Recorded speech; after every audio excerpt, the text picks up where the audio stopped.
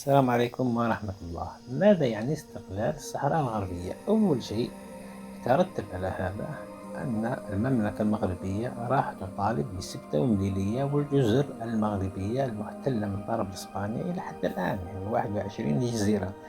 رقم 2 أن إسبانيا ستطالب بجبل طارق، والذي هو أراضي إسبانية وما زالت محتلة من الإنجليز إلى يومنا هذا. تمام، هذه الجزئية الثانية.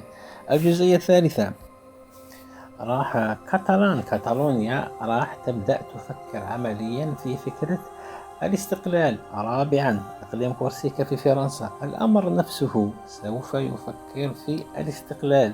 أكبر من ذلك، الدول التي الجزر البعيدة، يعني كاريبي وغيرها التابعة لفرنسا والتابعة لبريطانيا، سيبدأون يفكرون كذلك في الاستقلال عن هذه الإمبرياليات. فإذا قضية الصحراء الغربية ماهيش قضية مغربية، لا، هي قضية عالمية. تمام. فلذلك النظام العالمي سيعمل المستحيل من أجل إفشال مشروع استقلال الصحراء الغربية. تمام، هذه النقطة الأولى. فيه النقطة الثانية،